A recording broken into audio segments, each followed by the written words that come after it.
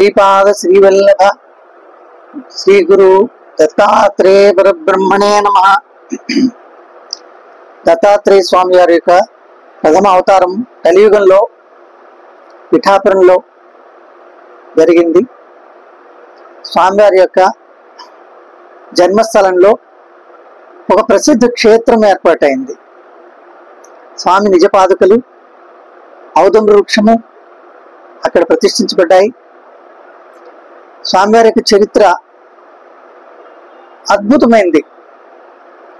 అందులో జీవన విధానానికి సంబంధించిన ఈరోజు మనం ఎదుర్కొంటున్న సమస్యలకి ఎన్నో పరిష్కారాలు చెప్పబడ్డాయి. అతి సులభమైనవి చరిత్రలో ప్రతి అధ్యాయంలో చెప్పబడ్డవి. అందులో కొన్ని ముఖ్యమైన వాటిని నేను ఇప్పుడు మీకు వివరించడానికి ప్రయత్నిస్తాను. శ్రీపాదరాజం శరణం ప్రపద్యే.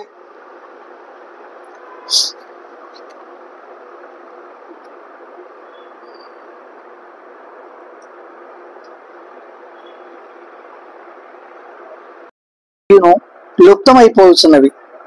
పంచభూతముల వలన లబ్ధి పొందిన మానవుడు పంచభూతాత్మకమైన దైవమును విస్మరించుచున్నాడు. దేవతా ప్రీతికరముగా యజ్ఞములు సలుపవలెను. యజ్ఞముల వలన దేవతలు సంతృష్టి చెందెదరు. వారి అనుగ్రహం వలన ప్రకృతి అనుకూలించును.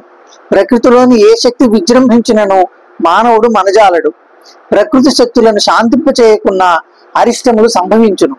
మానవుడు ధర్మ మార్గమును విడనాడిన ఎడల ప్రకృతి శక్తుల వలన ఉపద్రవములు కలుగుచుండును అని శ్రీపాదవల్లభుడి యొక్క చరిత్రలో తెలియజేయబడింది.